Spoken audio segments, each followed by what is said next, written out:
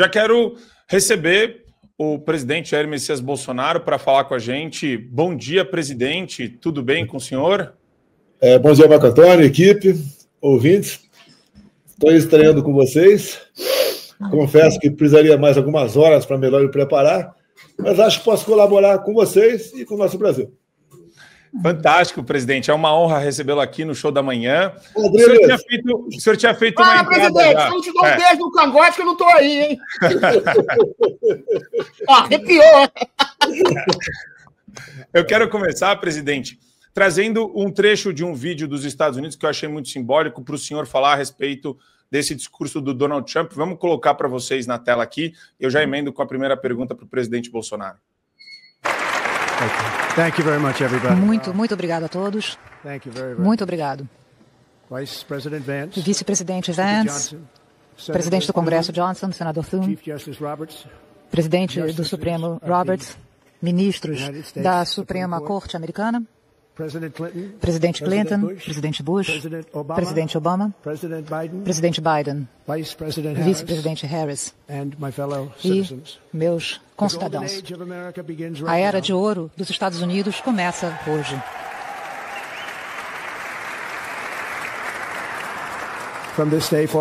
Desse dia... Ele continua falando: seremos invejados e não permitiremos que tirem vantagens de nós. Durante todo o meu mandato, colocarei os Estados Unidos em primeiro lugar. Nossa soberania será recuperada. E essa é uma luta, presidente, que a gente viu de perto o senhor também travar contra várias entidades globalistas e de interesses que não são os nossos aqui no Brasil. Mas eu queria ouvir do senhor qual foi a percepção geral do discurso. Eu achei um discurso, ao contrário do que toda a imprensa tem falado, eu achei que foi um discurso muito forte de união dos concidadãos e dos patriotas americanos. Queria ouvir o senhor a respeito disso. Olha, a minha impressão foi a melhor possível. Eu aqui, se fosse americano, estaria muito orgulhoso, não só do que ele falou, como muita coisa se comprovando por intermédio dos decretos que ele estava assinando. Então, a época de ouro que ele fala é mandar para o espaço a agenda woke, né? Fim do Acordo de Paris, né? É acabar com essa história de minorias para cá, minorias para lá, coisa que é muito forte no Brasil, que não se leva a lugar nenhum.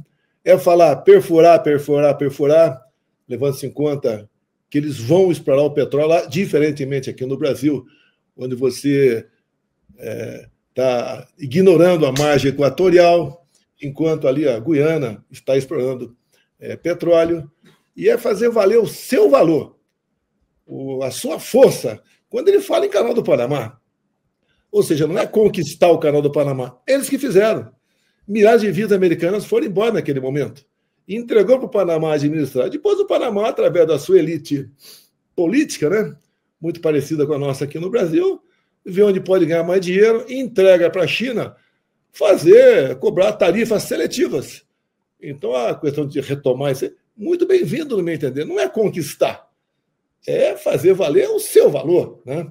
Então, muitas medidas que ele anunciou, muitas materializadas já em decreto, nos dão esperança para nós aqui no Brasil. Quando ele fala no tráfico, é grupo terrorista agora, internacional, e ponto final. E nós temos aqui o tráfico muito forte aqui no Brasil. Você pode ver, tem algum traficante de peso preso? Algum traficante de drogas de peso preso? Pelo que eu sei, só tem o Marcola e o Fernandinho Beiramar. O resto foi todo mundo embora. Como é que é o tráfico no Brasil? Como é que foi o tráfico no meu governo? Como nós trabalhamos para tentar aí diminuir essa questão? Quais foram as consequências para nós? Qual a consequência de grande parte da mídia e de grupos poderosos contra a minha pessoa, por exemplo? Tudo isso fez presente com nós aí, tiramos o Marcola de São Paulo e mandamos para presídio de segurança máxima. Bem, então as medidas dele realmente nos orgulham. Muita coisa vi similitude aqui no Brasil. O momento é de a gente se preparar para 26, mais ainda, né? E buscar, não digo aparelhar, mas sanear as nossas instituições, a gente sonhar com dias melhores. Porque, por exemplo, quando ele fala em perfurar, a Petrobras exporta petróleo para os Estados Unidos. Ou seja, não vai ser rápido isso aí, mas a médio e longo prazo, o preço do petróleo vai cair, até porque nós não vamos exportar mais. Quando ele fala, por exemplo, aí merecia uma atenção muito especial, né? Não precisamos do petróleo da Venezuela. Isso vale um parênteses, vocês me deram espaço para discutir esse assunto, porque tem a ver com a política brasileira. O que a Venezuela tem de exemplo para nós. Nós só sabemos, por exemplo, que a Venezuela foram fraudadas as eleições, porque há um ano e pouco, Biden queria voltar a importar petróleo da Venezuela, como aconteceu, e teve uma contrapartida, o voto impresso. E, graças a isso, pôde-se detectar fraude na Venezuela, que malandramente o que o Maduro fez? Topou, até testou o voto impresso por ocasião do referendo, se ele podia não tomar a região de Essequibo, lá na Guiana, e ensinou a votação na televisão. Você fala, aperta, sim, 5 momentos. Depois mostrou o voto impresso, falou, olha, aqui tem papelzinho, não é igual a outros países, que era o Brasil. E, malandramente, o que ele fez? Para entrar em campo com o time desfalcado, adversário, ele tornou inelegível a Maria Corina e o Capriles. Mas, mesmo assim, ele acabou perdendo, apesar de a gente pouco eu conhecer, mas o então presidente eleito na prática, né? O Edmundo, não ele, mas a Maria Corina arrastava multidões pela Venezuela, semelhantemente aqui no Brasil. E mesmo tornando elegíveis os dois, o Edmundo acabou ganhando e serviu para o mundo democrático ver o que estava acontecendo na Venezuela. Hoje nós clamamos aqui para um sistema eleitoral, né, semelhante da Venezuela. Só o Brasil e mais 2 países insignificantes têm isso daí. Ou seja, lá o Trump pode falar em fraude. Nós não podemos falar em fraude aqui. Se eu falar em fraude, pode daqui a meia hora a Polícia Federal bater na minha porta. Eu não posso abrir para vocês o que é o inquérito 1361 para apurar fraude na minha eleição em 2018. Para apurar fraude na minha em 2018, eles, de ofício, abrem o inquérito e investigam. E depois, como coisas terríveis descobriram, o que se faz? Carimba, né? Você chancela, você classifica o inquérito como confidencial. Ou seja, é o país onde tudo é secreto para uma parte do judiciário. Como os inquéritos do Alexandre de Moraes. Tudo é confidencial, tudo é secreto. E assim eles vão comandando o nosso país. Ou seja, para nós aqui, não é fácil, dá para mudar, dá, temos potencial, tanto é que de vez em quando eu falo, Rede Globo, me dá 2 horas ao vivo, vocês me massacram, joias, vacina, baleia, me dá meia hora para falar sobre o Brasil. Vocês vão ter a maior audiência da história e nós podemos começar, sim, a falar, encontramos um ponto de inflexão e temos que fazer isso para que o nosso país vá para frente. Caso contrário, a tendência nossa é sermos cada vez mais um país de miseráveis aqui dentro. Perfeito, presidente. Acho que o Adriles tinha uma pergunta que ele falou que queria fazer para o senhor. Com certeza. Presidente, o senhor é hoje o mais visível prisioneiro político do mundo. O senhor está preso no seu próprio país, o senhor foi impedido de assistir à posse do Trump, ao qual foi convidado. Mas o senhor não é o único preso político do país. Há pessoas presas, há pessoas censuradas, há pessoas perseguidas, há pessoas massacradas por uma inclemente ditadura do judiciário, acusadas de um golpe que nunca se deu no país, acusadas de contestar o processo democrático, sendo que simplesmente fazem críticas ao processo ditatorial que está em curso no país, ministros que não fizeram nunca nenhuma viagem, que nunca fugiram, são presos, colocados na cadeia por 6 meses, senhoras são presas que picharam uma estátua, condenadas a 20 anos de cadeia, pessoas, pela livre expressão, como eu, tiveram redes sociais cerceadas porque simplesmente diziam que há censura no país e foram censuradas. Eu queria saber o seguinte, a sua mulher está lá representando o senhor, ainda está lá nos Estados Unidos, eu creio, o seu filho está lá. Que tipo de ponte a gente pode fazer com os Estados Unidos no momento que o Trump fala em liberdade de expressão, em falta de censura, liberdade de crítica, liberdade de agir? Que tipo de aceno as pessoas que estão lá em seu nome podem fazer ao governo Trump para que se lance luz à ditadura que acontece hoje no país, para que não só o senhor seja libertado desse jugo, como o povo brasileiro seja libertado dessa ditadura do Supremo que arrasta o país para um caminho de tirania? Primeiro eu quero fazer uma pergunta para a equipe toda, se algum de vocês estão em algum inquérito. Eu? Não, mas o inquérito... Não tem.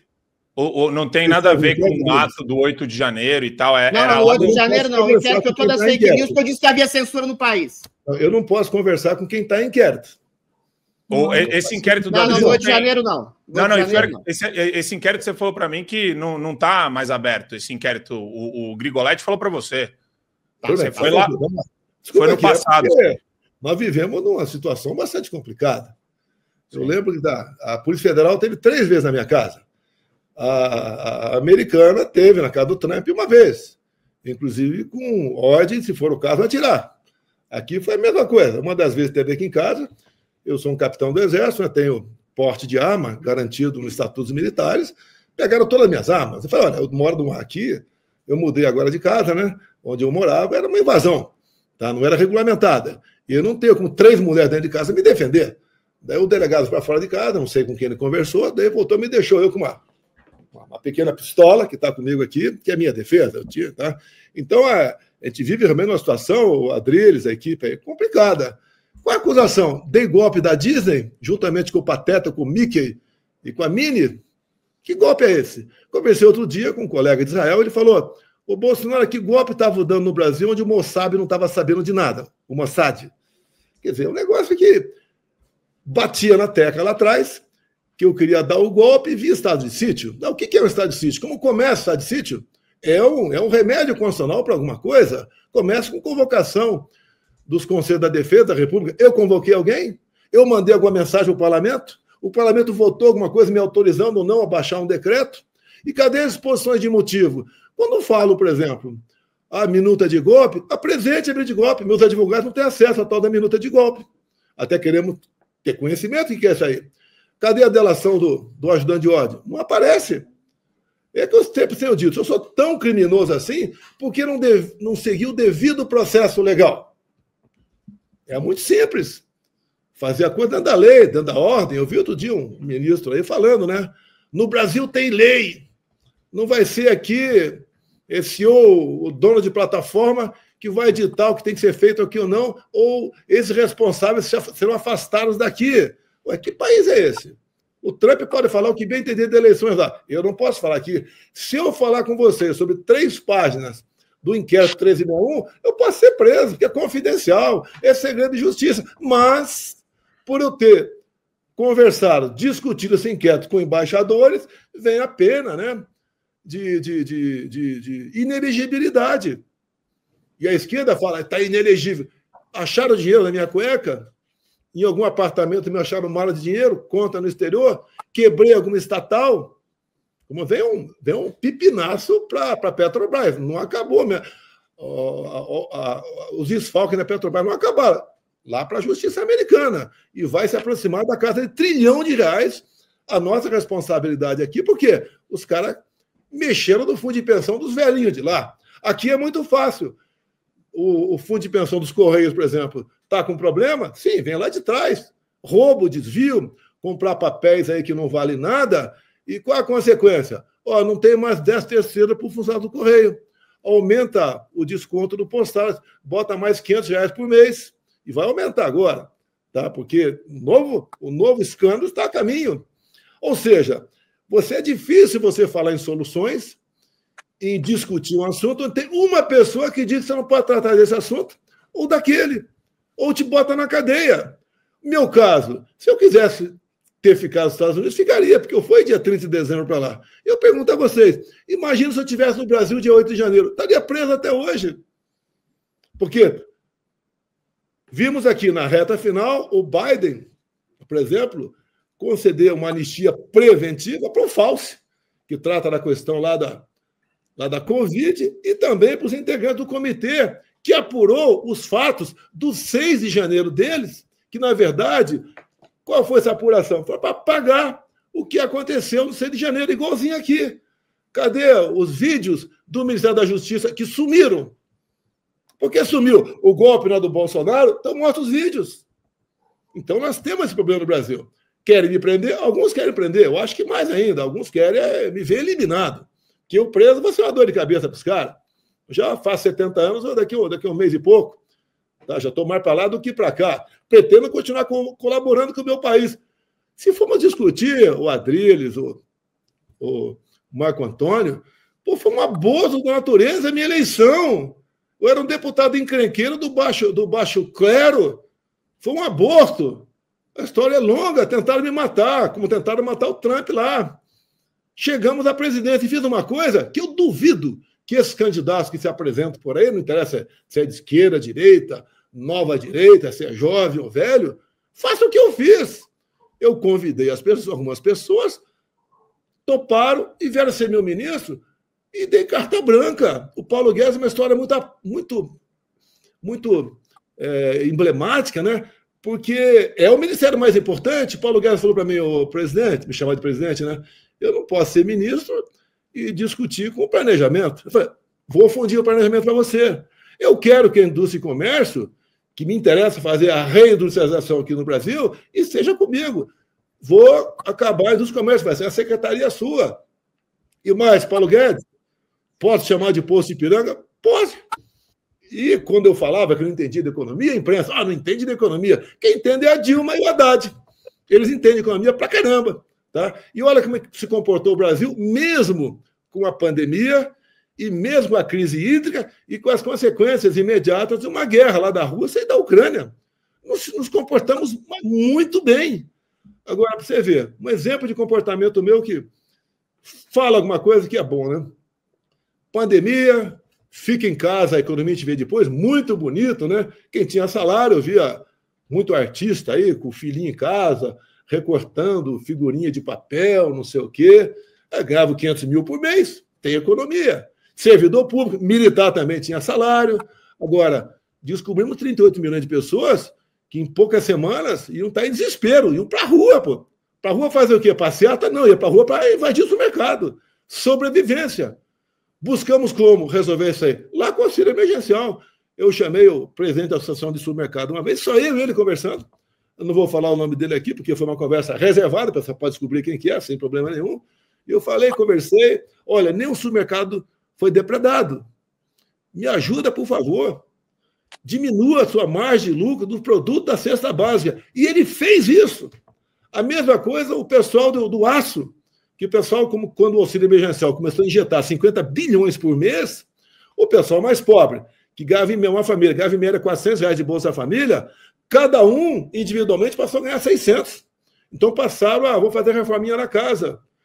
Foram buscar produtos de construção, tijolo, vergalhão, aumentou o preço. Pedi, por favor, diminua a margem de lucro. Sei que o que controla o mercado é oferta e procura. Não vou interferir, não podemos interferir. Taxar o preço de alguma coisa. Em parte, aceitaram, concordaram e não saímos do buraco. Numa condição, mesmo gastando mais de R$1 trilhão por ocasião da pandemia, o percentual de dívida pública PIB melhorou para a gente. O Brasil estava decolando no segundo semestre de 22. E daí veio aquela campanha toda, né, contra o cara quer dar golpe, ditador, fala palavrão, não gosta de mulher, não gosta de negro, não gosta de nordestino, não gosta de imigrante. É o TSE trabalhando para que o jovem tirasse título de eleitor, e essa faixa etária, né, 3/4 votava no PT. Tá? É o TSE não permitindo eu mostrar, por exemplo, Lula abraçado com Ortega, com Maduro, com Chaves, lá atrás, lá com o Fidel Castro. Não podia mostrar a imagem do 7 de setembro. Eu não podia mostrar o Lula, por exemplo, defendendo o aborto. Não podia fazer nada. A reta final ainda me sonegaram 1,5 milhão de inserções de rádio, em especial no Nordeste, onde massacraram. Ele vai acabar com o 13º, vai acabar com o fundo de garantia, com hora extra, com a licença gestante. E eu tive 58 milhões de votos. Vocês lembram daquela reunião do golpe que a imprensa mostrou? Vale a pena prestar atenção. Reunião do golpe, 40 pessoas na frente, reunião do golpe. Eu falei ao pessoal, olha, não adianta de ter 70% dos votos, que vão aparecer 49%. Coincidência. Extrema coincidência. Foi o que aconteceu. Não estou chorando de perdedor, não. Não tem problema perder alguma coisa.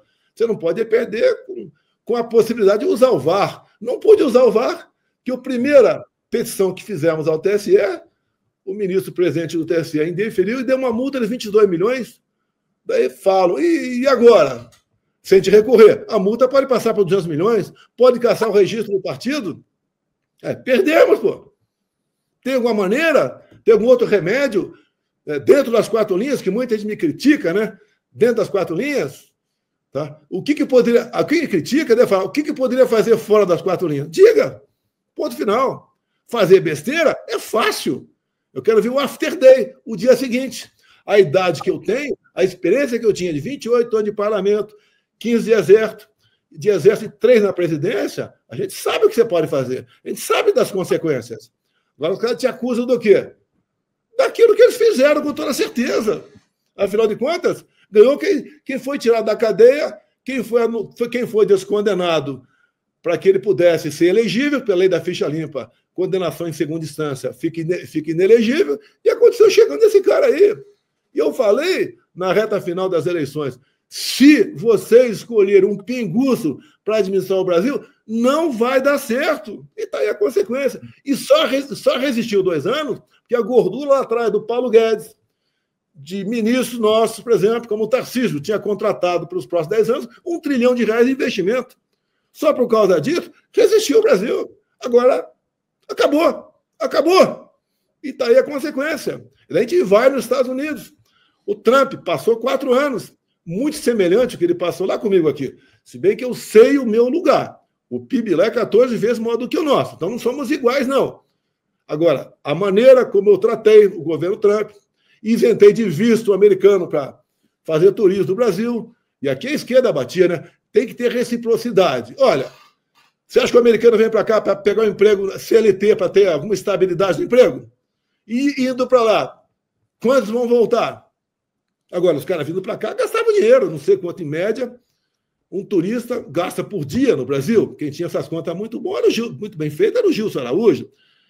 Lá o Trump teve um problema com etanol de milho. Buscamos solução. Quem diria? O primo pobre buscar solução. Tive problema de aço, vou buscar solução com ele. Pedi ao Trump e nos colocou na situação de grande aliado extra-OTAN. Ou seja, as Forças Armadas passaram a adquirir tecnologia e equipamento mais rápido e mais barato.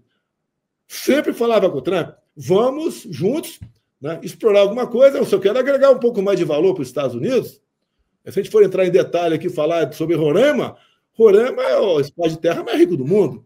Eu falava lá atrás, eu sendo o rei de Roraima em 10 anos, teria uma economia próxima do Japão. Ou seja, o Brasil é um país fantástico, dá para sair da situação que se encontra. Agora, você tem que ter uma maioria no parlamento. Eu estou vendo agora, teremos reforma ministerial. Já tem um partido grande aí que tem 3 ministérios.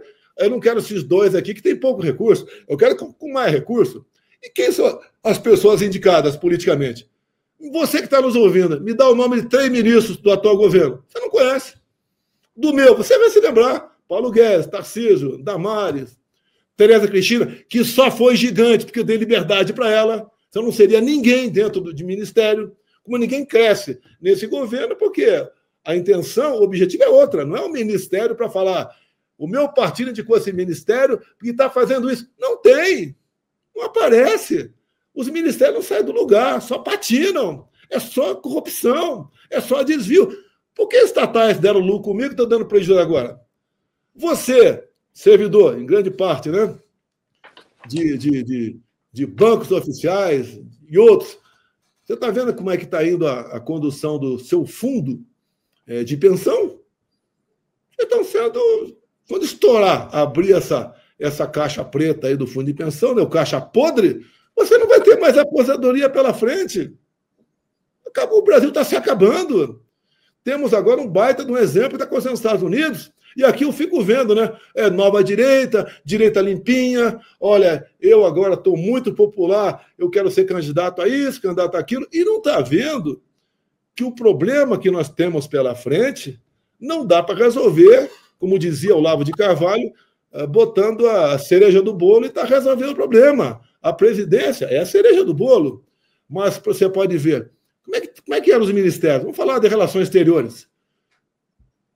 Quando se forma, né, é comum você dar o nome da sua turma. A minha turma, como me formei em 77, era a turma Tiradentes. Qual é o nome da turma formada pelo Itamaraty em 2018? Turma Marielle Franco. Nada contra ela. Ficou na minha conta 6 anos, como se eu tivesse sido mandante do crime. E eu falei, mas mandante por quê? Eu não conversei com essa mulher. O eleitor dela é um perfil completamente diferente do meu. Tem certos costumes aí que o meu eleitor não tem. O nosso eleitor é verde e amarelo, lá é vermelho. O eleitor do lado de lá gosta de devagar, para o lado de cá gosta de estudar. A diferença é enorme.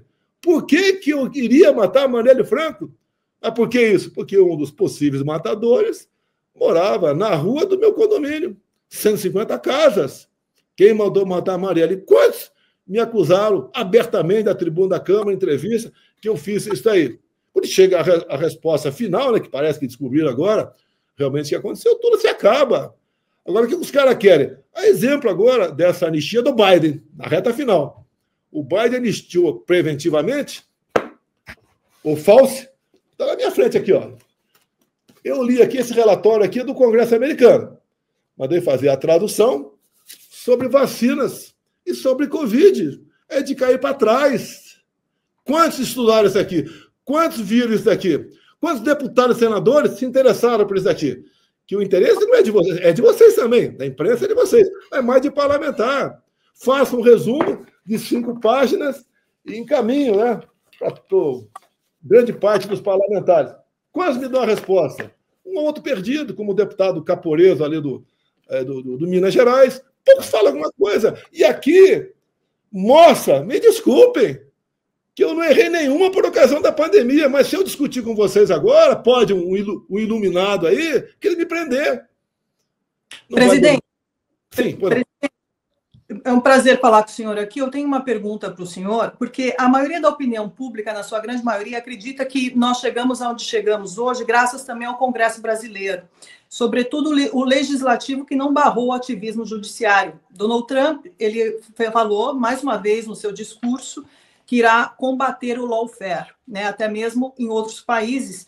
E o senhor acredita que houve uma falha no Senado em impedir o avanço do STF? E também, até mesmo quando o senhor estava no governo, e outra pergunta que eu já faço logo em seguida é a seguinte: se o Brasil de Lula e do STF não recuar, o senhor acredita que cedo ou tarde um conflito internacional com os Estados Unidos possa acontecer? É um conflito na área econômica, vamos assim dizer. Eu vi o Maduro ameaçando invadir Porto Rico, usando tropas brasileiras, e o Lula não fala nada. Isso é uma bravata dele, sabe disso? Desse gordo fanfarrão, nada contra o pessoal pesado aí, tá? Mas o Brasil está aliado com a Venezuela. Você pode ver. Se quem começou a historinha de mudar o padrão monetário foi o Lula, numa reunião do BRICS, falou, olha, por que vamos fazer negócio com dólares, podemos fazer em Yuan, a unidade monetária aí, chinesa. Ato contínuo, o Leprov, lá da Rússia, falou, essa ideia não é nossa, é do Lula. O Trump falou, não tinha assumido ainda, falou, olha, se quiser mudar o padrão, vou taxar em 100% os produtos aqui dentro. Então, uma guerra comercial vai haver. E o Trump acabou de dizer uma coisa que é verdade. Olha, o Brasil tem muito mais a perder do que eu num conflito econômico. Sim. A começar a médio para longo prazo, a gente tem que saber para onde vamos exportar nosso petróleo. Já que tentaram fazer 3 refinarias lá atrás, desviaram mais de 90 bilhões de reais e não temos nenhuma refinaria. E as duas no Nordeste e uma no Sudeste. É o contrário. É o contrário. Onde o maior polo consumidor de petróleo é aqui. Aqui não, estou no Centro-Oeste, né? Mas é o Sudeste, não lá o Nordeste. O Nordeste, uma refinaria está muito bem servida. Agora, problemas nossos vão se avolumar. O mercado de trabalho cada vez mais se profissionaliza. É informatizado, é tecnologia. A escola nossa é um desastre. É um desastre. É o Paulo Freire, terrível. Conseguir arrumar alguma coisinha, a começar a alfabetizar o nosso garoto com 6 meses de escola. O governo acabou. Começamos a criar a escola cívico-militar, não é para botar militar lá, que geralmente é um sargento da Polícia Militar, para botar disciplina e hierarquia, onde o moleque toma banho, penteia o cabelo, não cola. Não precisa de lei para proibir celular. Eu sou contra essa lei para proibir celular em sala de aula. Que o filho quer entrar em contato com o pai, porque alguns poucos professores fazem besteira e vão poder não fazer mais. Está cheio de lei aqui que é descumprida. Ou seja, a educação nossa é um desastre. É um desastre. Eu com o ensino público, sabia que era derivada, integral, análise combinatória. Hoje em dia o cara não sabe a tabuada. Quer esperar o que desse moleque? Vai ser o quê no futuro? Não vai ser ninguém. É igual time de futebol, né? Se o Lacombe for jogar no meu time de pelado, eu falar, Lacombe, você joga em que posição? Se ele falar qualquer uma, não joga nada. É a mesma coisa que o cara vai pedir emprego, você faz. Faça qualquer coisa, ou seja, não faz nada. Esse não é o Brasil. Não temos como ir para frente. Fala em educação, para falar em instrução. Não dá para você ter um Brasil melhor dessa maneira. É impossível. Se for comparar com tecnologia de outros países. Agora, nós temos aqui no Brasil gente que pode realmente ser uma grande pessoa, mas tem que ter uma escola adequada. Não pode ir para a escola, entrar por cota, a universidade, começar essa agenda aí de diversidade, porque... Quer dizer, alguém sabe se eu sou homo ou não? Isso é problema meu, pô. Não é isso que vai botar no mercado de trabalho, vai ser o melhor profissional ou não. E o povo americano entendeu essa agenda woke, cansou. O pessoal quer saber como é que está a tua vida particular, como é que está a minha alimentação, se eu posso tirar umas férias ou não, se eu posso ter um futuro, fazer um pé de meia para no futuro aí não depender apenas de uma aposentadoria. E nós não temos esse futuro. A previsão no próximo 5 anos vai quebrar a Previdência. Vai quebrar a Previdência. Esse é o nosso futuro. E essa pancada que vem da roubalheira da Petrobras lá atrás, aqui é fácil. Na canetada você acaba com a Lava Jato, sem problema nenhum. Agora lá fora é diferente. Quem botou papéis em bolsa lá de fora tem responsabilidade. E não é só os Estados Unidos, não. Vários países estão aí processando o Brasil. E vem uma pancada que eu vou chutar, que vai ficar acima de 1 trilhão para a gente pagar. Você não frauda velhinho lá fora, você frauda aqui dentro. As consequências vêm para cima de nós. E a Petrobras, eu lembro, né? Eu fui... Petrobras. Foi toda loteada lá atrás. O meu partido que eu estava lá atrás tinha uma diretoria. Mas eu me lembro muito bem, tá? Lá do Joaquim Barbosa, né? Falando sobre essa questão, onde cita meu nome, que eu fui o único que não votou com o partido naquele momento. Eu lembro do Youssef, o doleiro. Só 3 do partido dele não pegaram dinheiro lá na Petrobras. Eu lembro lá atrás, eu devolvi 200 mil reais que botaram na minha conta de uma empresa que tinha pego 9 bilhões emprestado do BNDES com uma condição. 10% disso, né? Ou melhor, 5% disso, tinha que dar para partido político, que era legal, e o partido político distribuía com os candidatos. Chegou na minha conta 200 mil, eu falei, não quero. E era legal, podia ter ficado. Isso dá meia hora de programas aí, devolvi o negócio. Eu tenho uma preocupação enorme, tenho medo. Eu acho que o que move o ser humano também é o medo. Se você não tiver medo, você não teme ninguém.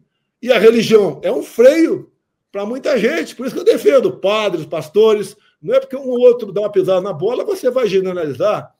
Ou seja, e se voltando para o Brasil, você pega o mapa metalogenético, bota na parede, pega o mapa de reservas indígenas, sobrepõe. Não tem terra indígena com subsolo pobre. Por que isso aí? Quando começou? E olha só, 92, o Collor era presidente. Quando começou a demarcação da reserva indígena Yanomami, eu entrei com um projeto de decreto legislativo. Eu ganhei na Globo um editorial em negrito me defendendo. Mas logo depois foi o ministro do Exército, foi outras autoridades, foi dentro da Câmara, me criticar.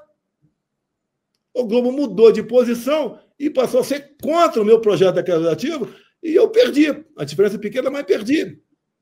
O ponto que decidiu o futuro do Brasil, que eu chamo de indústria da demarcação de terra indígena, aconteceu em 1992. Era um deputado que estava no 2º ano de mandato, que já levei um choque quando cheguei lá. Além do choque normal, que eu era capitão, tinha um montão de gente, tinha vindo se elegeu em cima da lei da anistia, vira um capitão lá, vamos pegar esse cara. Muita briga minha lá de trás. Eu sou recordista em processo de cassação na Câmara, por brigar dentro do parlamento. Nenhuma briga física. Briga de ideias, de palavras, de palavrão muitas vezes, sim, falei. Achei que tinha que defender daquela forma. Isso nos marca até hoje. Mas eu tive um conhecimento do que é o Brasil. Além da minha vivência militar, porque eu fui muito cedo para a fronteira, lá em Niuaque, Mato Grosso do Sul, Alguém pode pensar, aprendeu quem, Newak? Naquela época, só ia para lá quem devia alguma coisa. Quando eu cheguei lá, os mais antigos, tinham vários, né? Que besteira você fez no Rio para vir para cá? Eu não fiz besteira nenhuma. Eu só tinha uma maneira de me casar, quando era solteiro, né? Indo para a fronteira, ganhava 40% a mais. E fui por interesse próprio para lá. Quebrei até uma regra. Só ia para lá de primeiro tenente para cima. Fui como segundo tenente. Então, isso tudo dava vivência para a gente. E eu sempre temi pelos meus atos. Pensei pelos meus atos. Dinheiro? Ué, muita gente quer dinheiro, né? Uns querem de forma desonesta, que é mais fácil. Né? Eu quero de forma honesta, quero. Desonesta, não. Enquanto o parlamentar tem oportunidade, tem. Outros fazem outras besteiras também na sua vida particular. Outros acham que a amante é mais amada do que a esposa, como o cara acabou de dizer. Agora, a gente tem que temer. Eu acho que o cara que quer ter vida solta vai ter. Mas não se case, pô. Só isso vai nada. Ah, o Bolsonaro está no casamento. Que seja o 10º, pô. Eu estou no 2º casamento, mas acredito, né, que sempre me conduzi da melhor maneira possível. Falhas, acontece.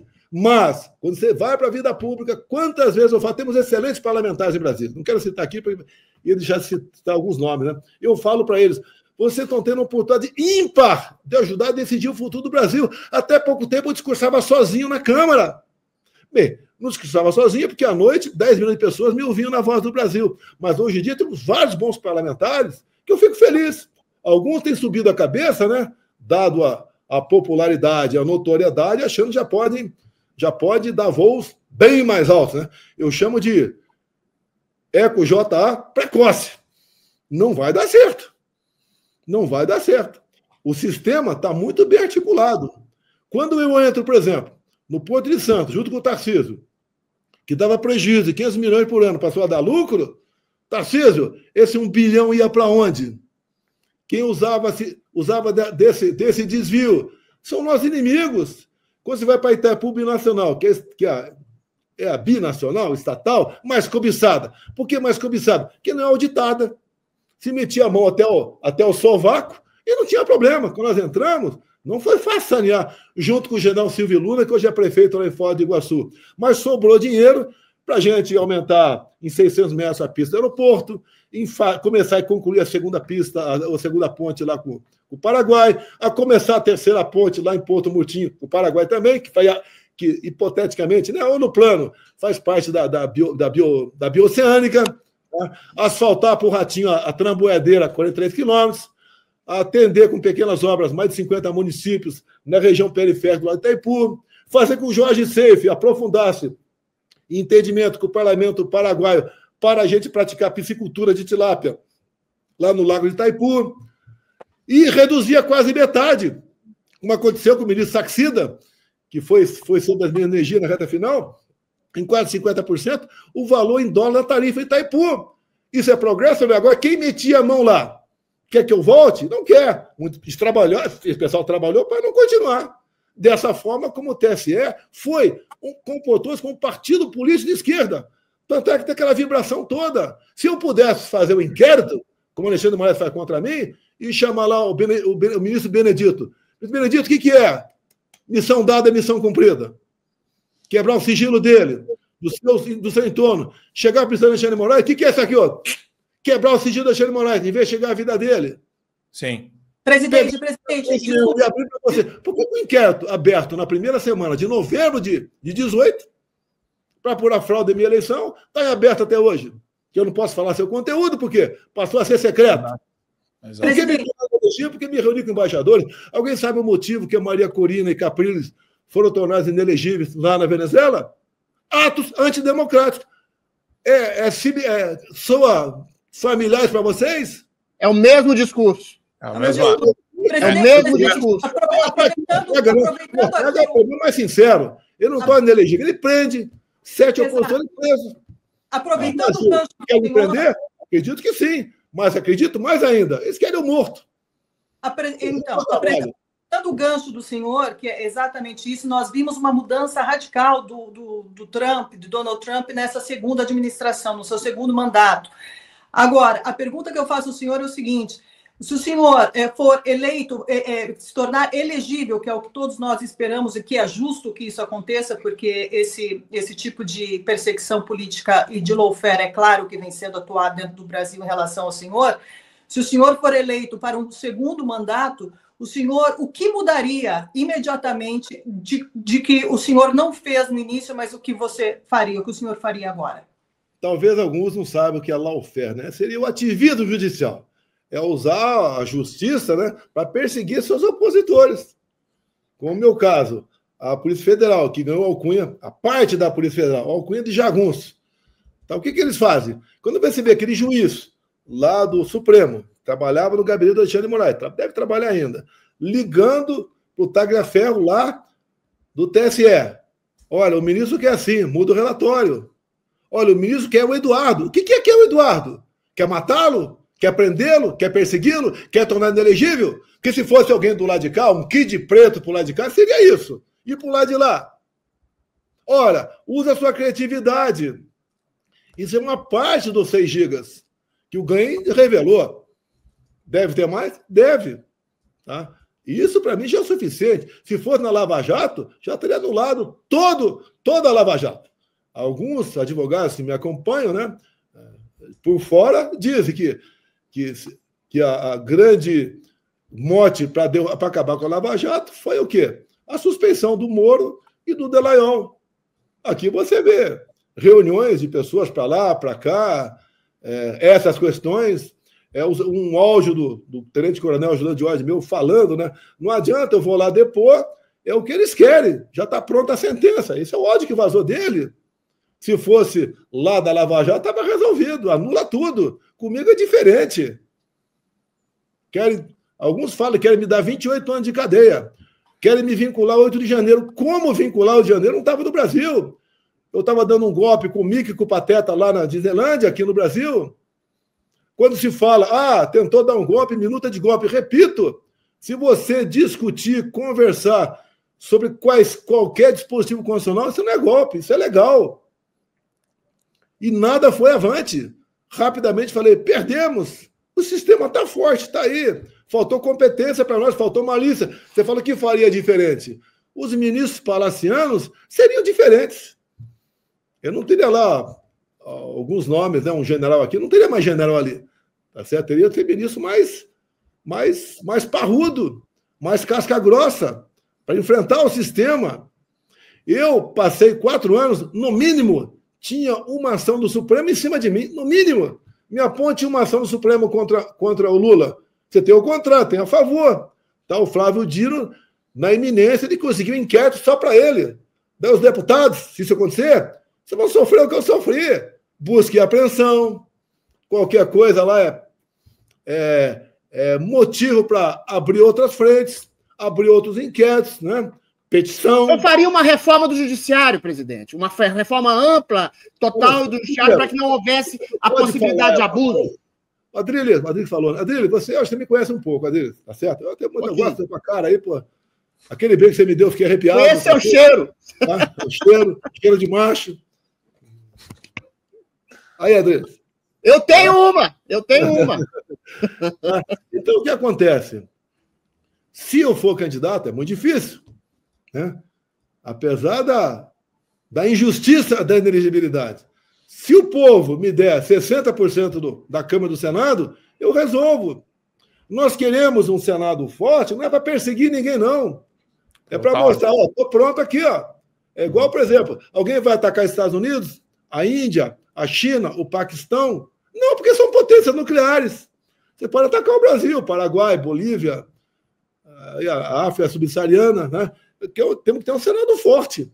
Hoje você tem 2 poderes unidos, quanto um terceiro que não é tão unido assim, que é o legislativo.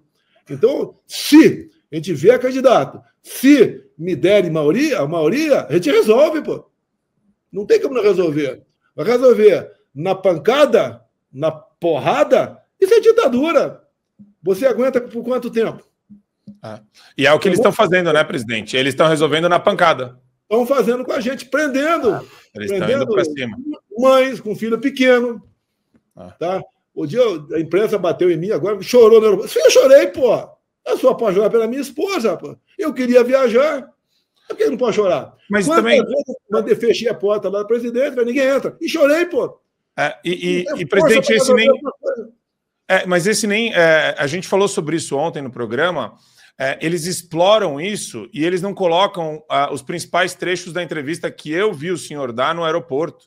Eu falei isso para o Adrilles. Eles escondem as partes onde o senhor toca nos pontos nevrálgicos da questão para explorar, como se o senhor tivesse lá fosse sentimentaloide, fosse... Né? Eles querem colocar essa imagem no senhor a todo momento. É isso que eu percebi ao acompanhar 30 minutos do senhor falando sem parar na entrevista, e eles colocam na manchete o choro para dar, para ficar criando essa imagem. É a mistura do espantalho com o chorão, que é o que eles estão... O frouxonado, né? O arregão, o chorão, tá? A papura te espera, é o tempo todo assim. Os que criticam, da esquerda não adianta você conversar. Mas tem gente nossa que critica. Sim. A crítica é válida quando você fala assim, o Marco Antônio está fazendo isso errado. Tá bom. Como é que deveria ser o certo? O cara não sabe. Uhum. É a mesma coisa, você vai ter uma canoa velha na beira de um rio cheio de piranha. Essa canoa está velha, toca fogo nela. Você vai atravessar o rio como? Eu sou essa canoa velha no momento. Tem algum melhor? Se tiver, estamos juntos. Não tem para que criticar. Que a gente chama de intergaláctico, né? Porque não sei o quê, não sei o quê, não sei o quê, não sei o quê. Ué, como é que você vai fazer?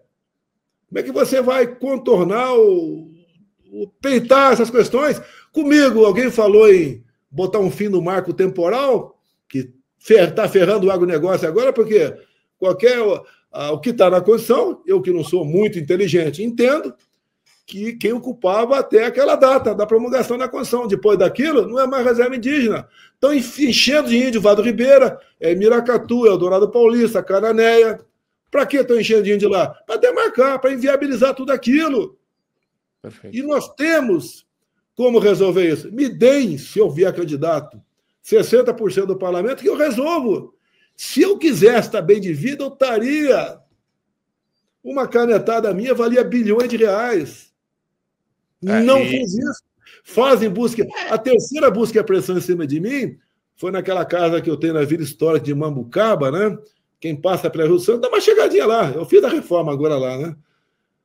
Reviraram lá com equipamento de última geração. Aquilo escondeu a joia saudita. Tudo que pediram, entreguei. Já da Dilma não existe mais, porque a enchente levou embora. Eu quero voltar, Adrilles, eu vou te pedir desculpa. Eu quero voltar e colocar para o Wagner fazer uma pergunta para o presidente Bolsonaro, que ele ainda não teve oportunidade. Vamos lá, Wagner, desculpa. Não, imagina. Na verdade, em primeiro lugar, eu gostaria de falar que foi muito legal, fiquei muito feliz de escutar o presidente falar sobre a cultura woke, porque realmente foi um problema que cresceu muito no país nos últimos anos. A gente se tornou um país de cotismo estrutural praticamente, chegou num ponto onde a gente teve o hino nacional sendo reproduzido em linguagem neutra, né?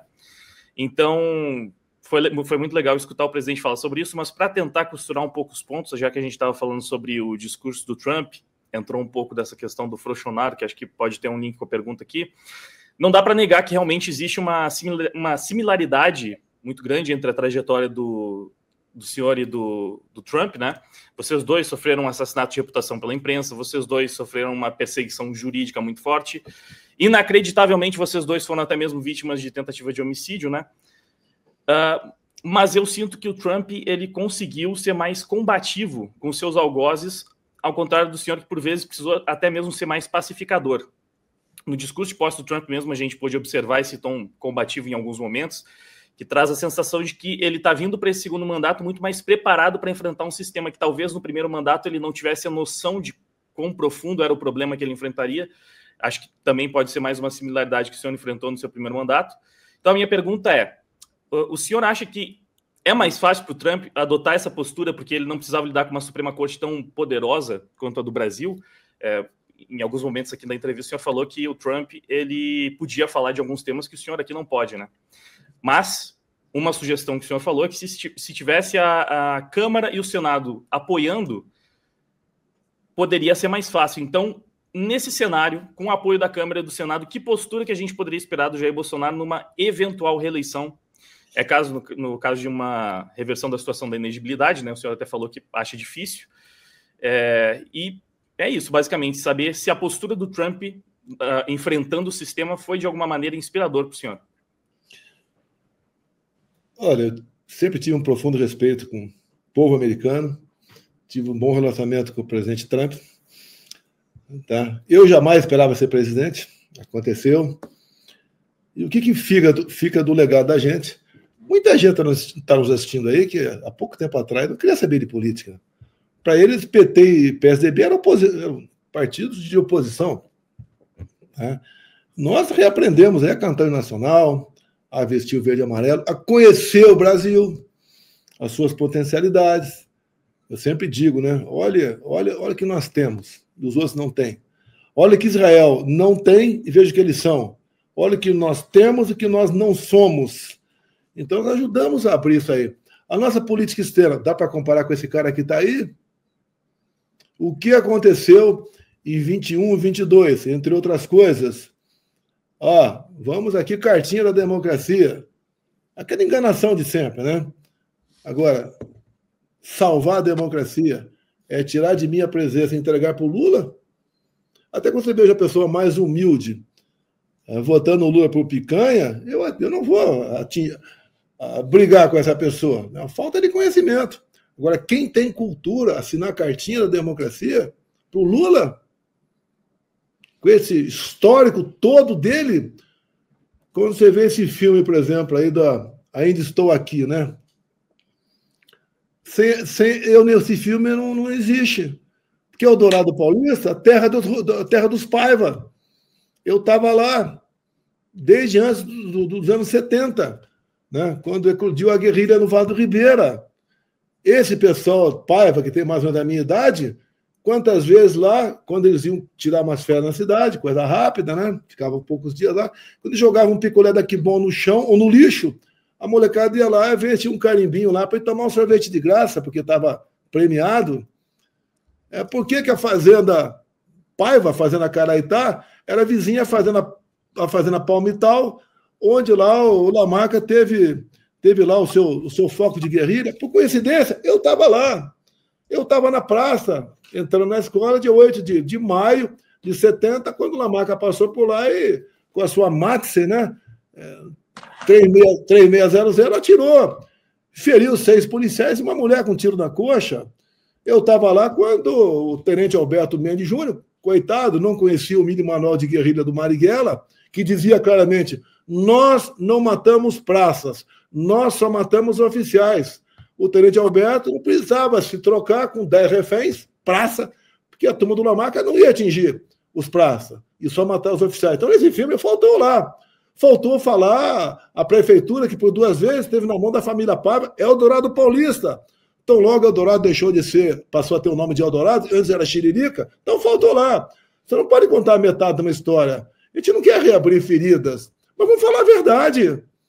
O João E32 veio para ficar, com todo respeito aos pastores do Brasil todo, né? Não sei o pessoal lá da igreja, pouca gente fora da igreja sabia o que era o João E32, e conhecer a verdade vos libertará. Ou seja, nós abrimos um caminho, pegamos um caminho que estava lá na trilha, na ponta da linha, estava o Olavo de Carvalho abrindo esse caminho para todos nós.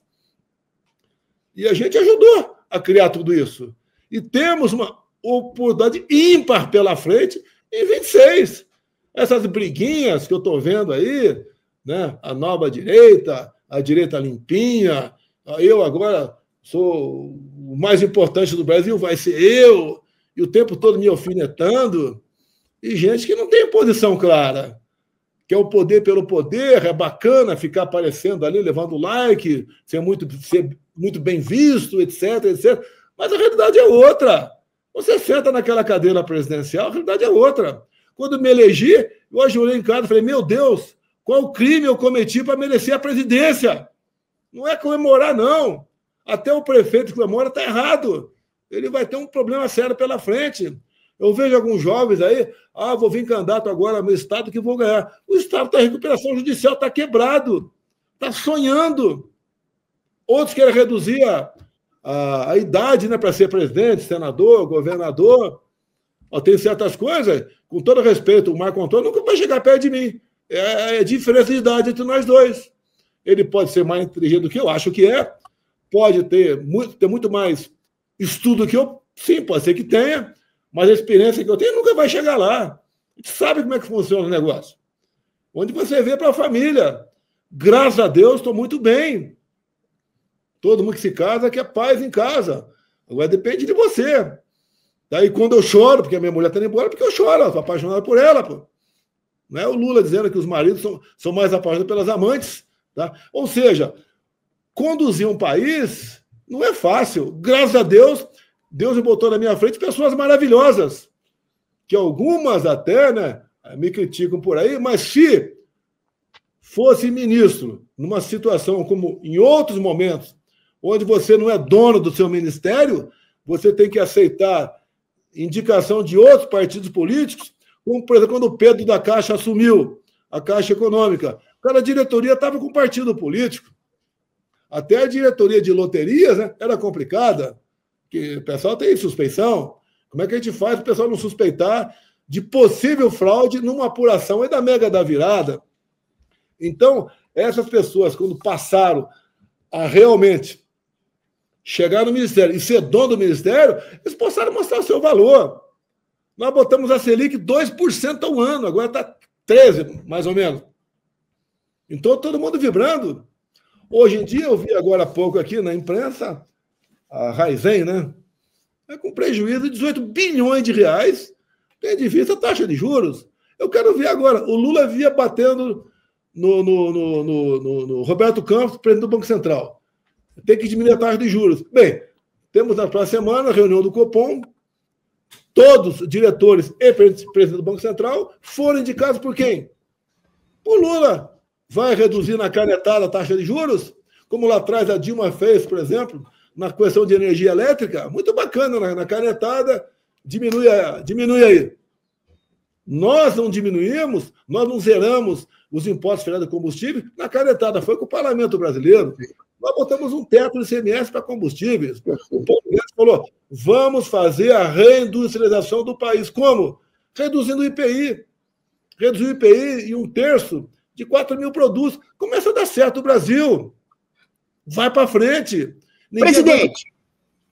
Presidente, eu tenho o maior apreço pelo seu governo, eu tenho o maior apreço pelo que o senhor fez pelo Brasil, pelo que você fez por todos nós. Mas eu queria reiterar esse assunto da ponte com o Trump, que o Brasil vive, presidente. Eu queria dizer de maneira clara, uma ditadura do judiciário em que o senhor é a maior vítima, mas que há vítimas inocentes também, pessoas que não têm a visibilidade do senhor.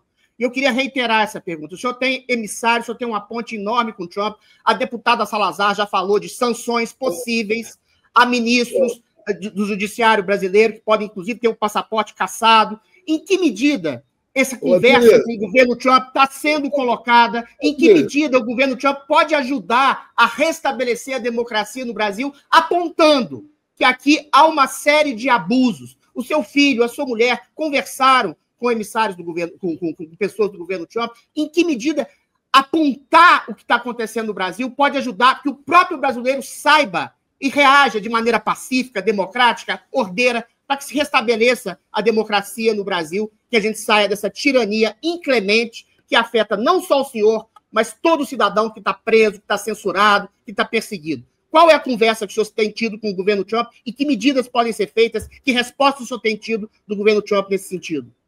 Resposta rápida, Adriles. Você acha que eu abriria qualquer possível conversa que eu tive com ele pelo Brasil? Eu não vou abrir. É simples. Mas podemos ter esperança? A pergunta que eu faço é: se não tiver esperança, eu estaria nos Estados Unidos desde quando fui para lá em dezembro de 22.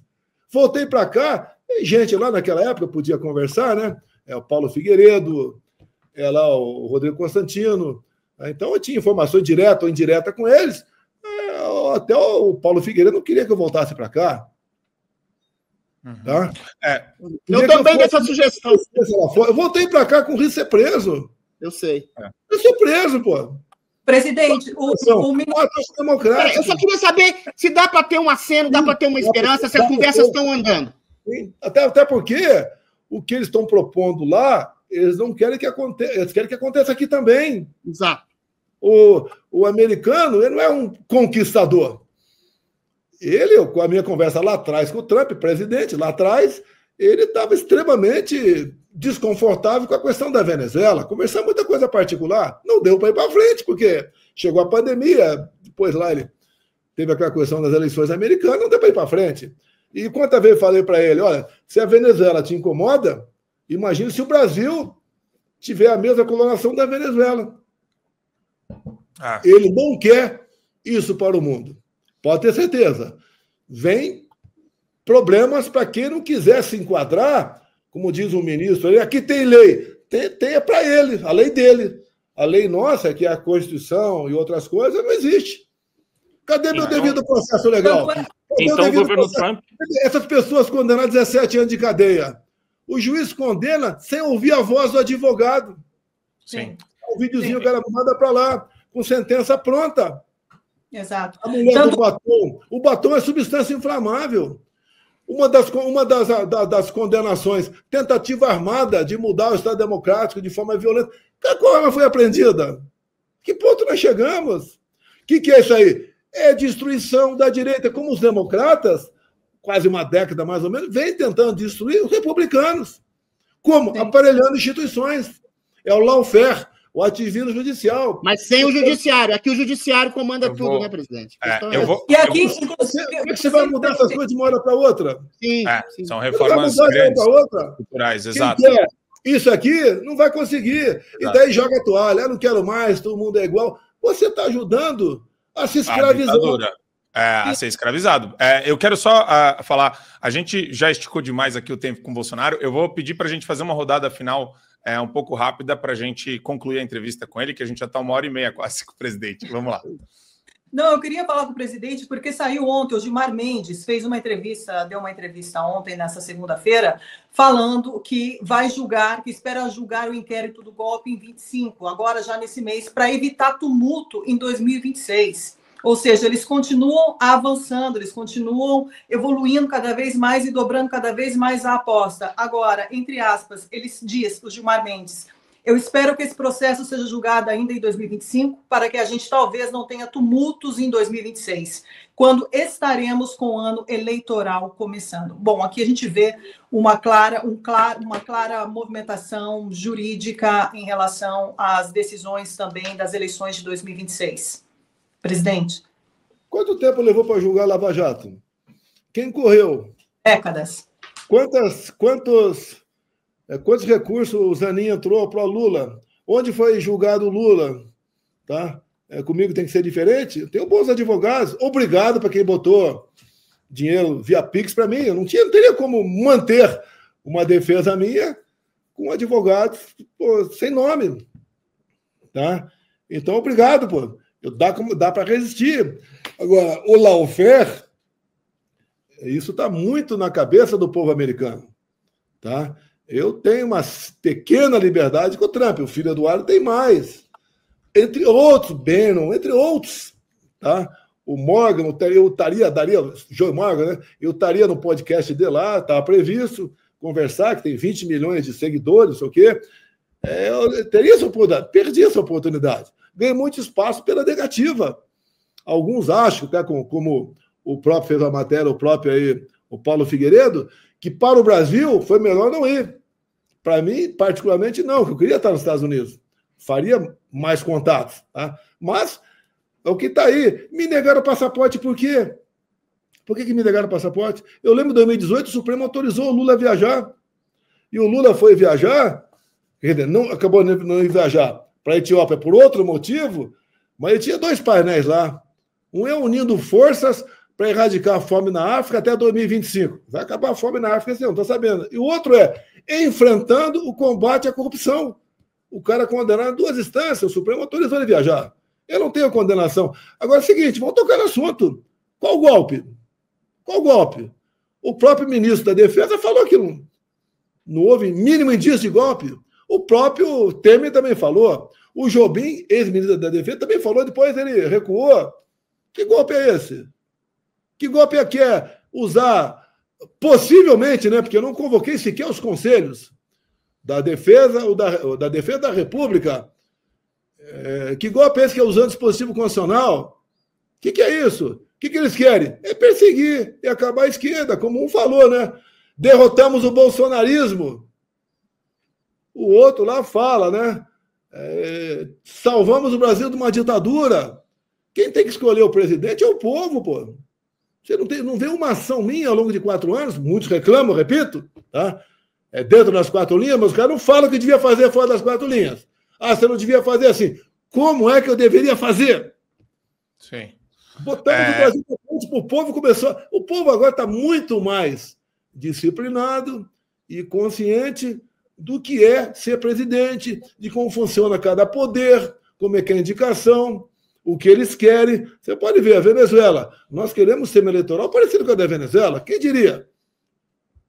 Ou parecido com o do Paraguai, que é semelhante da Venezuela. Qual o problema? Isso é atentar com o Estado Democrático de Direito, querer um sistema mais confiável ainda, né? Dizem que esse mas não pode mostrar o inquérito 1361. Vocês vão cair para trás em 3 páginas. Até vale a pena. Quem fez a matéria da reforma lá em Mambucaba, R$900 mil, verdade? Gastei 900 mil, paguei em Pix e declarei no imposto de renda. Foi a Polícia Federal que vazou para a Globo. Eu falei, né? Ô, PF, vaza as outras 3 páginas que estavam na minha mesa também, desse inquérito 1361. Ô, Rede Globo, peça via live. Não vão pedir. Não interessa. O que eles querem é me destruir. Preso, morto, inelegível, seja lá o que for. Não tenho cabeça dura. Eu acredito que tem uma missão de Deus. Acredito que não quiser acreditar, tudo bem. E quem eu era? Eu era um coitado, um deputado lá abaixo do clero, que se elegeu presidente e que fez aquilo que achava que devia fazer com a sua equipe do lado. Ninguém faz nada sozinho. Perfeito. O senhor acha que existe alguma chance de aprimorar o nosso sistema eleitoral ao longo desses próximos anos? Olha só, por que o mundo civilizado não reconheceu eleições na Venezuela? Talvez o mundo civilizado fale o seguinte: só vamos reconhecer eleições no Brasil se tivermos um critério, um sistema eleitoral confiável e auditável, com contagem pública de votos. Talvez não reconheçamos eleições no Brasil se tivermos condenações políticas tornando oposição inelegível. Talvez não reconheçamos eleições no Brasil se o lawfare condenar a oposição por esses absurdos. Golpe, joia, vacina. Talvez. É o Perfeito. que sobra pra gente. Presidente, muito se fala numa direita desunida no Brasil, que não tem um foco, que não tem uma pauta. A gente aqui defendeu como pauta única o impeachment do Alexandre de Moraes, mas eu sou humilde, e eventualmente nós somos humildes, e podemos estabelecer uma pauta única. Tem a pauta da anistia. Mas a gente vê o tempo inteiro o Supremo, quer dizer, impeachment nem se fala, falar que a anistia não vai acontecer, que as pessoas estão sendo julgadas ainda, as pessoas estão apodrecendo na cadeia, o Clériston morreu na cadeia, e o Supremo chega a dar risos de escárnio do projeto de anistia e dizem, se o Congresso aprovar, a gente barra. Qual é a pauta que unir a direita brasileira para restabelecer a democracia aqui no Brasil? E o que o senhor acha dessa divisão interna da direita, essa disputa de vaidades? Como é que a gente consegue reunificar? Porque a única vantagem da porcaria da esquerda é que eles são unidos. Nós, infelizmente, não somos. Essas 2 perguntas que eu te faço. Olha, independente do que o Supremo ou algum Supremo possa fazer, nós devemos perseguir a pauta da anistia aqui. Tá? Nós temos o Rodrigo Valadares, que é o relator, vai acabando o recesso agora, a gente vai voltar. É demorado, sim. É trabalhar para 26. É que eu tenho dito, né? Eu não tenho conversado com o Valdemar, não posso conversar com ele. Tá? Mas aí lá atrás havíamos combinado que a gente vai lançar um candidato por estado no Brasil. É o que você tem pela frente. Quem vai ser em São Paulo? Vai ser meu filho Eduardo. Tem chance? Acredito que tenha. Reeleição do Flávio, a dona Michele aqui em Brasília. Outro filho meu, Eduardo, que vai vereador no 7º mandato, vem a federal. Outro garoto filho meu lá em Balneário Camboriú vem a federal. Entre outros pelo Brasil. Eu peço para os parlamentares, sempre tenho pedido, né? Pô, não pode ter briga. Santa Catarina tem 4 bons candidatos. Rio Grande do Sul tem 3 bons candidatos. A gente vai lançar um do partido nosso. Talvez 2, tá certo? Tá? Então, quem vai decidir sou eu. É o que foi acertado lá atrás. O Valdemar é um cara de palavra. Não posso conversar com ele. Ô, Adriano, você sabe por que o Valdemar está no inquérito dos ações democráticos? Porque ele deu a procuração para o advogado pensionar no justiça eleitoral um problema que nós vimos lá por ocasião das eleições. Por isso, o Valdemar é antidemocrata. Agora ele está lá. Ó, 17 anos de cadeia para você, olha aqui, ó. Lawfare, ativismo judicial.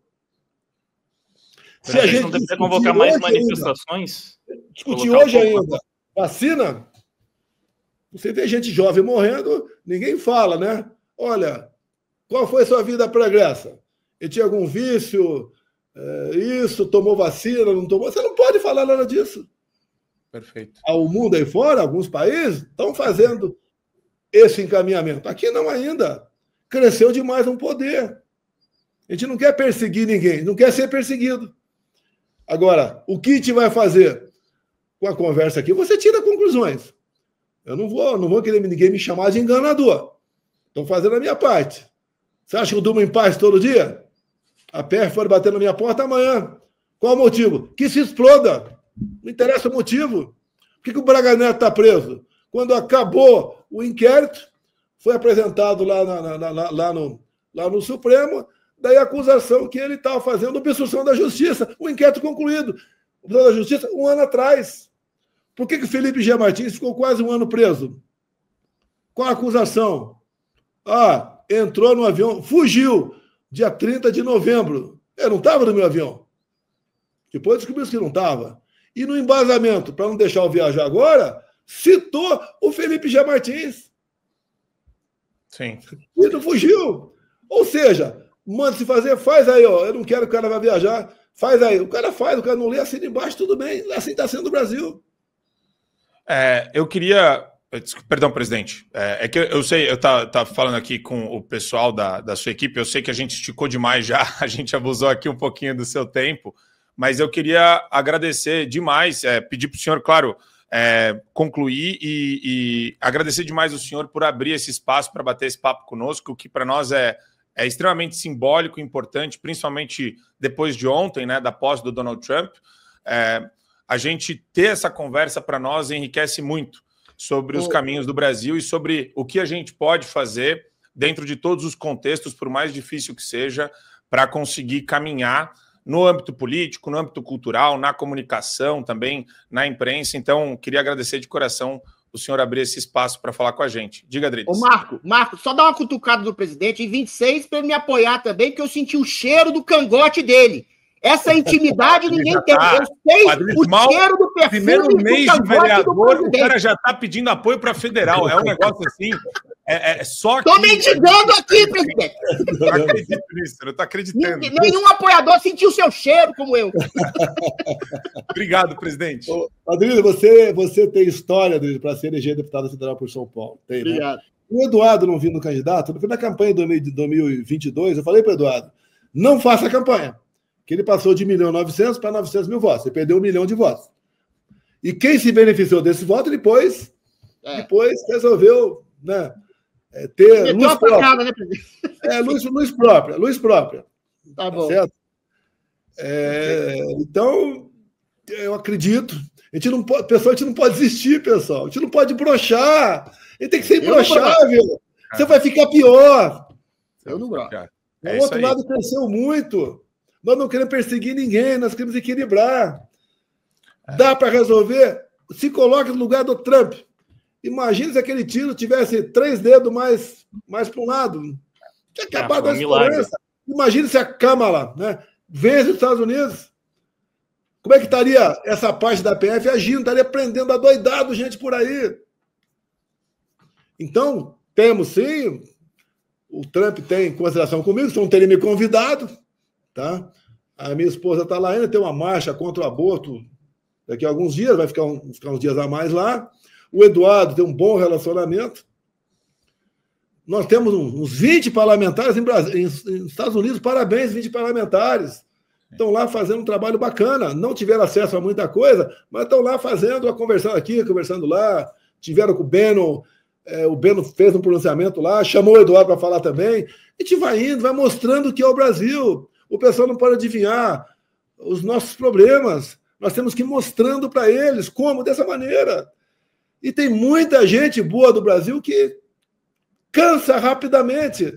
Não tem obsessão pelo poder, eu tenho paixão pelo meu Brasil.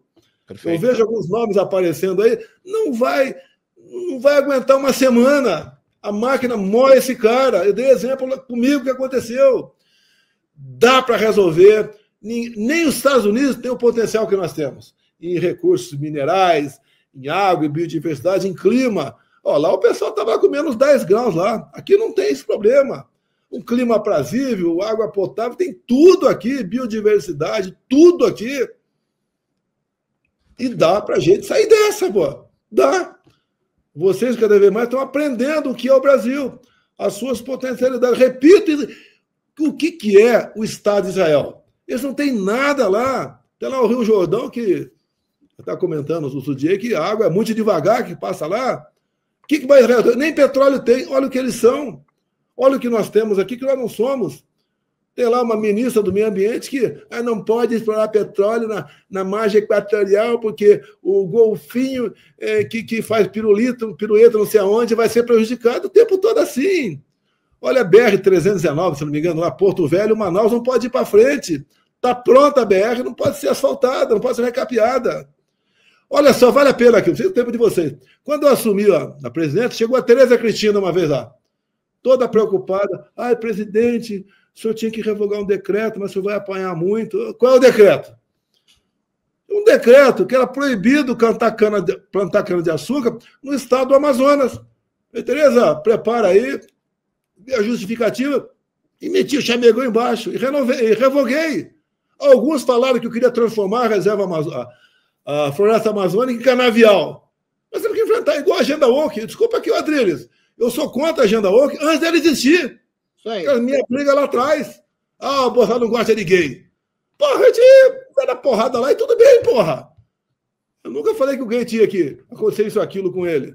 Você sabe se eu sou gay ou não, Adriles? Olha pra minha cara. Não sei. Não? Eu senti o cheiro do seu cangote, mas não sei. Eu não sei, Adriles. Eu sou macho criado por vó. Não é que você faz entre quatro paredes, né? Ou atrás da bananeira, pô. É você trabalhando como empregado, como patrão, ou como um liberal aí, poxa. Isso que é bacana. Sim. Não tem uma frescura entre eu e o Adriles? Nenhuma, zero, porra. Olha o Agostinho, que está sempre na minha casa aqui. Mas eu não sou gay, não, presidente. Eu não sou gay, não. Eu sou machinho sensível. É por isso, presidente, que eu falo... A voz é fina, mas a verdade é grossa. Mas a importância da comunicação vai nessa linha, né? Eles ficam criando e tentando cultivar os espantalhos que são criados, e são espantalhos de ocasião. A gente vai falar ainda mais para frente sobre o Elon Musk acenando para a plateia e a galera já falando nos Estados Unidos, aqui no Brasil, que é saudação nazista. Quer dizer, levanta a mão, é nazista. A melhor arma que eles têm é a comunicação em massa, porque eles chegam em milhões de pessoas e eles fazem isso com método, né? E a gente precisa crescer muito na comunicação para combater esse tipo de influência nefasta que acaba permeando para a criançada, para a jovem, até para os idiotas úteis que acabam repetindo isso. Mas, presidente, para nós foi uma honra. Obrigado por participar aqui do Show da Manhã. Muito obrigado de coração e sempre portas abertas para o senhor falar, se quiser dar um comunicado, falar alguma coisa, participar do programa com Adriles, é uma maravilha, com o Wagner. A voz é fina, mas o bafo e a verdade são grossas, viu, presidente? A verdade é sempre grossa. Um abraço a todos, um beijo no Adriles.